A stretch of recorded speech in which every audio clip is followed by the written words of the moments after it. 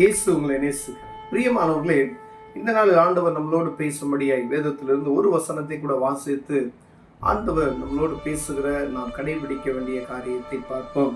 அது எரேமியா தீர்க்கதரிசியின் புஸ்தகம் 21வது அதிகாரம் 8வது வசனம் இப்படியாக சொல்லுகிறது. பின்னையும் அவர் இந்த ஜனங்களை நோக்கி, இதோ நான் உங்கள் முன்னே ஜீவ வலியையும் மரண வலியையும் வைக்கிறேன் என்று கர்த்தர் சொல்லுகிறார். இதோ நான் உங்கள் முன்னே ஜீவ வலியையும் மரண வலியையும் வைக்கிறேன் என்று கர்த்தர் சொல்லுகிறார். பிரியமானவர்களே, இஸ்ரவேல் ஜனங்களுக்கு ஆண்டவர் அவர்கள் தீர்க்கதரிசியின் மூலமாய் ஒரு காரியத்தை வைக்கிறார். பிரியமா, உலக மக்கள் எல்லாருக்கும் ஆண்டவர் வைக்கிற ஒரு காரியம் ஜீவ வலி மரண வலி. இரண்டு வழிகளை அங்கு காண்பிக்கிறதை நாம் பார்க்க முடிகிறது. ரெண்டுமே ஒரு இடத்துல வச்சிருக்கிறேன், நீ தேர்ந்தெடுத்துக்கொள்வது உன் கையில தான் இருக்கு என்று ஆண்டவர் சொல்லுகிறார். நன்மையான காரியம் இருக்கு, தீமையான காரியம் இருக்கிறது. ஒரு போன் எடுத்துக்குங்க, அந்த போன்ல என்ன செய்யுது? நன்மையான காரியம் இருக்கிறது, தீமையான காரியம் இருக்கிறது. அந்த போனை நம்ம பயன்படுத்துகிற விதம் நம்ம கிட்ட தான் இருக்கு. ஒரு கத்தி இருக்கு பார்த்தீங்களா, அந்த கத்தியை உலகத்துல நம்ம கத்தி பட்டயங்கள் இருக்கிறது, அதை நன்மைக்கும் பயன்படுத்தலாம், தீமைக்கும் பயன்படுத்தலாம். அதே போல அநேக காரியங்கள் நன்மைக்கும் பயன்படுகிறது, தீமைக்கும் பயன்படுகிறது. ஆனா ஆண்டவர் சொல்லுகிறார், ஜீவ வழி மரண வழி, இரண்டு வழிகளை காண்பிக்கிறார். இது நரகத்துக்கு போகிற வழி, இது ஜீவனுக்கு போகிற வழி என்று சொல்லி இரண்டையும் இங்கு போனா உன்னுடைய பிராணனை தப்பிக்கும், ஜீவ வழிக்கு போனா உன் பிராணனை தப்பித்துக் கொள்ளும், இந்த பக்கம் போனா உனக்கு மரணம் நேரிடும், அது பாதாளம் என்று ஆண்டவர் சொல்லுகிறார். பிரியமானவர்களே, இந்த ஜீவ வழி மரண வழி என்று சொல்லப்படுகிறதை பரலோகம் நரகம் என்று சொல்லப்படுகிற இரண்டு காரியங்களுக்கு நாம் ஒப்பிட்டு ஆண்டவர்களோடு இடைபடுகிறார்.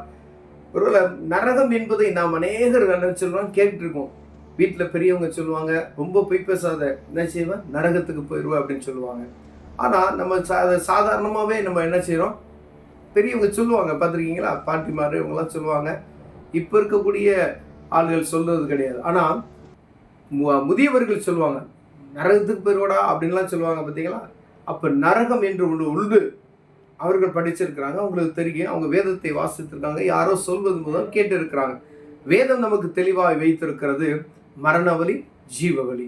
அப்ப நரகம் என்று ஒன்று உண்டு, பரலோகம் என்று உண்டு, மோட்சம் என்று சொல்லப்படுகிற மோட்சம் என்று ஒன்று உண்டு.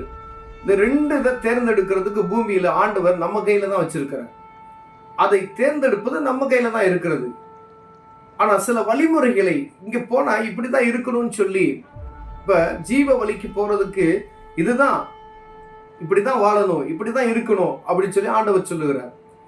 மரண வழிக்கு போகிறவர்களுக்கு எப்படி வேணா நீ வாழ், எப்படி வேணாலும் இருக்கலாம் அப்படின்ற ஒரு கட்டுப்பாடு அற்ற ஒரு வாழ்க்கை இருக்கிறது. பிரியமானவர்களே, ஆண்டவருடைய வார்த்தைக்கு செவி கொடுத்து இதெல்லாம் நீ செய்யாத நமக்கு கட்டளை கொடுத்திருக்கிறார் பார்த்தீங்களா. அதெல்லாம் செய்யக்கூடாது, பாவம் செய்யாத, குடிக்காத, பொய் சொல்லாத, திருட, 10 கற்பனைகளை நமக்கு ஆண்டவர் கொடுத்திருக்கிறார்.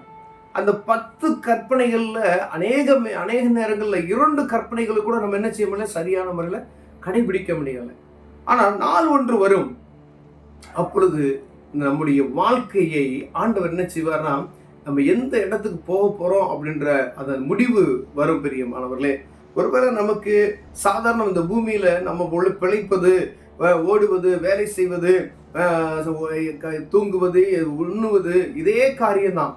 வேதம் சொல்லுகிறது, பழைய ஏற்பாட்டின் காலத்துல நம்ம தொடர்ந்து வாசித்துக்கிட்டே வந்தோம் அப்படின்னு சொன்னா, நோவாவினுடைய காலத்துல எப்படி நடந்துச்சோ அதே போல மனுஷகுமாருடைய காலத்தில் நடக்கும்.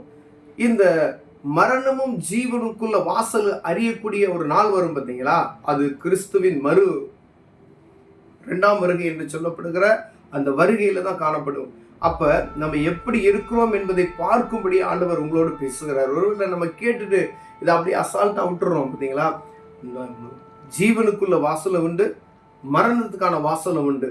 ஒருவேளை இந்த இடத்துல ஒரு குழி தோண்டி வைத்திருக்கிறாங்க, இதுல நீங்க போகாதீங்க அப்படின்னு சொல்றாங்க பார்த்தீங்களா. ஆனா நான் மீறி அப்படிதான் போவேன்னு என்ன செய்வாங்க, அதுக்குள்ள விழுந்துருவாங்க.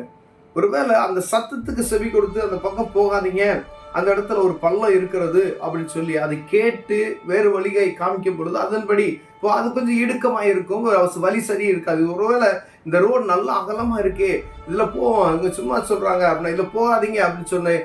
நம்ம போய் அந்த இடத்துல கீழே விழுவதை காட்டிலும் சில கடினமான பாதைகளை காண்பிக்கும் பொழுது அந்த பக்கம் போனால் சேஃபாக போயிடலாம் அப்படின்னு சொல்லுவாங்க பார்த்தீங்களா.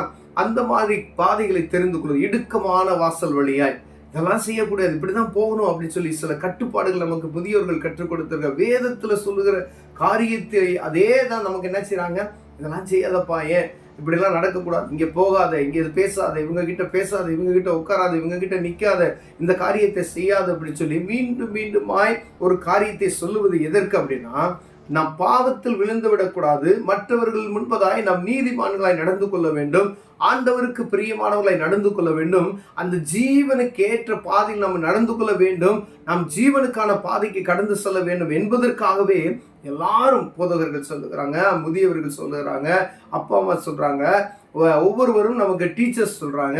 இப்படி ஒவ்வொருவரும் அந்த சரியான பாதையில் நடந்து செல்வதற்கான வாசலை காண்பிக்கிறார்கள். அநேக நேரங்களில் அது நமக்கு என்ன செய்யுது, கடினமாக இருக்கிறது.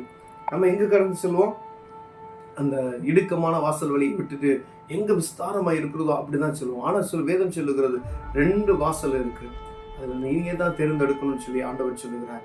ஒருவேளை எப்படி வேணாலும் பூமியில வாழணும் அப்படின்னு சொன்னா எங்கு போய் சேர்வோம் என்பது, இப்படிதான் வாழணும், ஒரு கட்டுப்பாடு இருக்கு பார்த்தீங்களா. அப்படி வாழ நாம் கற்றுக்கொள்ளணும்.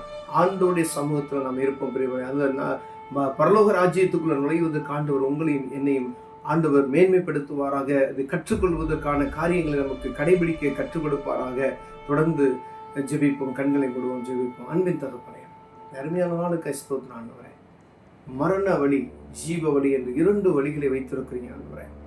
இதை தெரிந்தெடுப்பதற்கு எங்க கையில கொடுத்திருக்கிறீங்க ஆண்டவரே. இந்த பரலோகத்துக்கு போவதற்கான காரியங்களை நாங்கள் கற்றுக்கொள்ள எங்கள் உதவி செய்ய இயேசுவின் நாமத்தில் பிதாவே, ஆமென்.